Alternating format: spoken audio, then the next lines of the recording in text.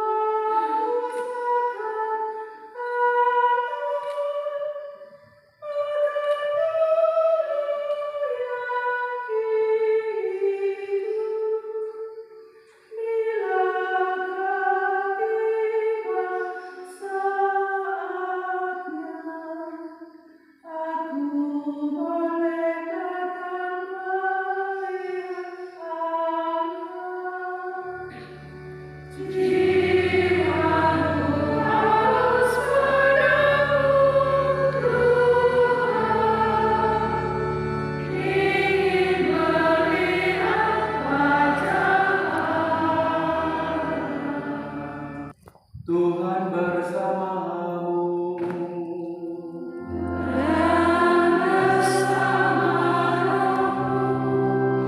Inilah Injil Yesus Kristus menurut Santo Yohanes.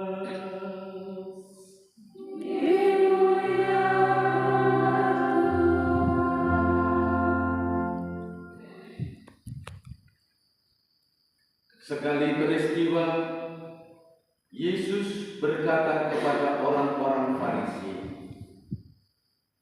"Aku berkata kepadamu, sesungguhnya siapa yang masuk ke dalam kandang domba tidak melalui pintu, tetapi memanjat tembok, ia adalah seorang pencuri dan seorang perampok. Tetapi siapa yang masuk melalui pintu, ia adalah gembala domba. Untuk dia penjaga pintu membuka, dan domba-domba mendengarkan suaranya. Ia memanggil dombanya, masing-masing menurut namanya, dan menuntunnya keluar. Jika semua dombanya telah dibawanya keluar, ia berjalan di depan mereka, dan domba-dombanya itu mengikuti dia karena mereka mengenal suaranya. Tetapi seorang asing pasti tidak mereka ikuti, malah mereka lari daripadanya karena suara orang-orang asing tidak mereka kenal. Itulah yang dikatakan Yesus dalam perumpamaan kepada mereka, tetapi mereka tidak mengerti apa maksudnya ia berkata demikian kepada mereka. Maka kata Yesus sekali lagi, "Aku berkata kepadamu, sesungguhnya akulah pintu kepada domba-domba itu. Semua orang yang datang sebelum aku adalah pencuri dan perampok, dan domba-domba itu tidak mendengarkan mereka. Akulah pintu. Barang siapa masuk melalui aku, ia akan selamat. Ia akan masuk dan keluar dan menemukan padang rumput. Pencuri datang hanya untuk mencuri, membunuh, dan membinasakan. Aku datang supaya mereka mempunyai hidup dan mempunyainya dalam segala kelimpahannya. Demikianlah Injil Tuhan. Terpujilah Kristus.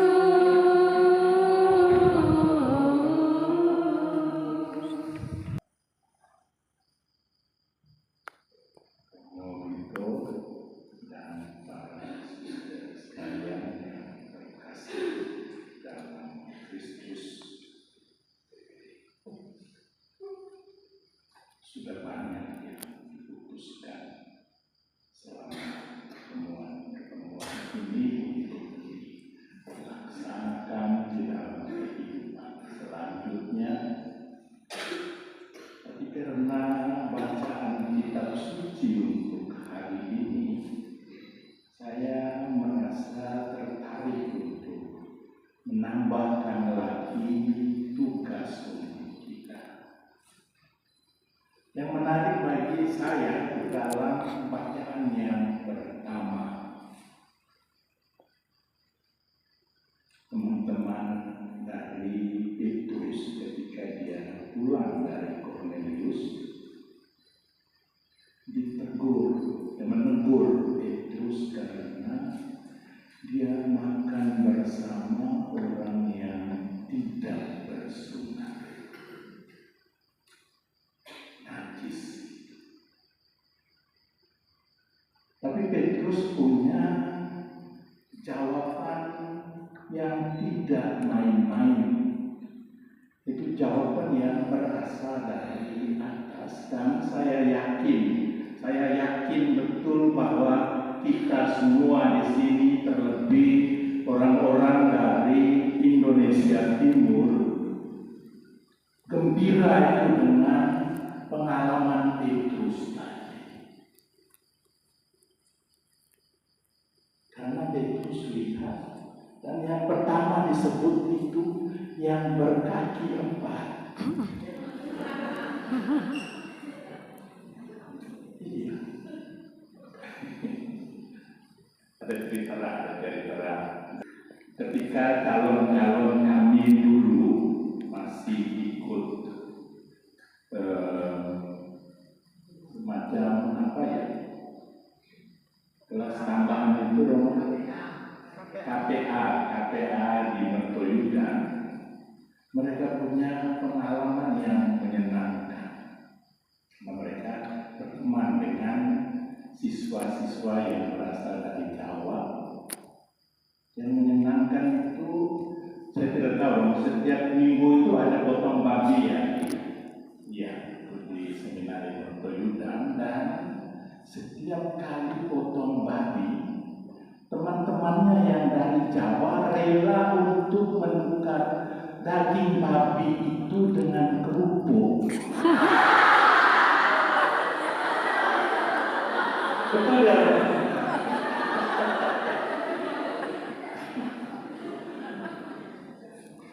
Iya, itu sungguh terjadi. Dan tadi kita dengar itu yang kaki 4 itu menjadi bahan juga untuk teguran bagi Petrus. Dan itu rupanya itu peraturan dari nenek moyang, bukan dari Tuhan Allah. Karena itu sudah kita dengar bahwa apa yang dikatakan halal oleh Allah tidak boleh dibilang haram. Tapi yang menyenangkan, dan itu adalah peraturan adat istiadat.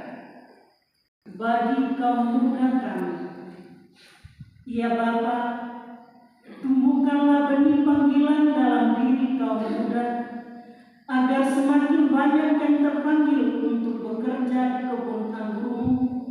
Khususnya kami mohon panggilan baru dalam kongregasi kami. Marilah kita mohon. Kabulkanlah doa kami ya Tuhan.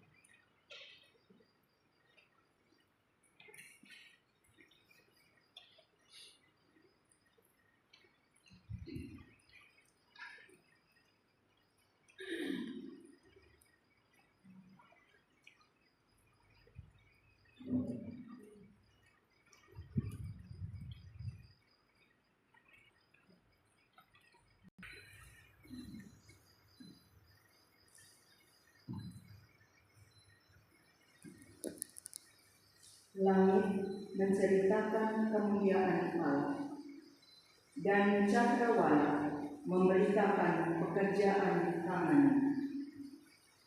Hari meneruskan berita kepada hari, dan malam menyampaikan pengetahuan kepada malam.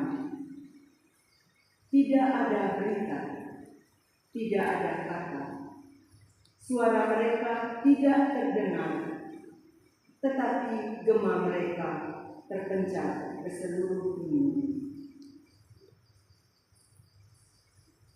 Yang mulia Bapak Uskup Keuskupan DPP Bulan, yang kami hormati Romo Victoria PR, Sister Matilda, dan para sister yang saya kasihi. Puji syukur kepada Allah yang Maha Kasih atas berkat dan rahmat-Nya yang telah setia membimbing dan menuntun dari awal kita berproses sampai pada puncak rapat regio ini berakhir. Terima kasih sekali lagi kepada Yang Mulia Bapak Uskup yang telah memberikan perhatian, doa, dan dukungan penuh bagi kehadiran para suster di regio timur ini. Terima kasih karena telah membangkitkan kesadaran kami akan makna kehadiran para suster di tengah gereja, masyarakat, dan lingkungan dengan aneka tantangannya.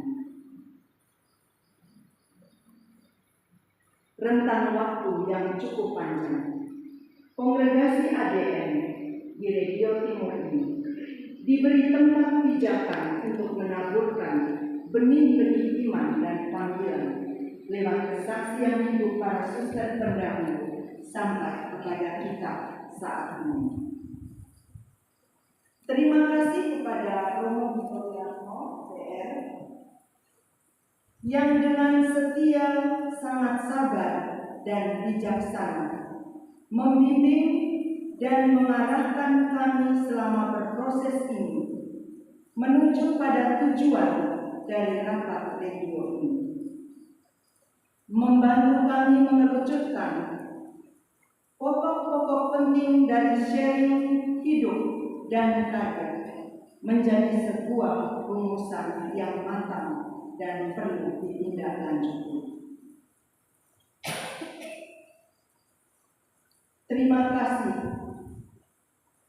Dalam waktu yang singkat, acara yang padat, menguras energi, dan tentu sangat melelahkan. Namun semangat, kegembiraan, dan suasana humoris tetap menghiasi seluruh proses rapat kita. Mengimplementasikan butir-butir kesepakatan di komunitas dan dalam pelayanan. Selamat jalan juga bagi Romo dan para suster yang apabila tiba waktunya akan kembali ke komunitas dan tempatnya masing-masing. Sampai jumpa di rapat regio berikutnya. Semoga Tuhan memberkati. Terima kasih.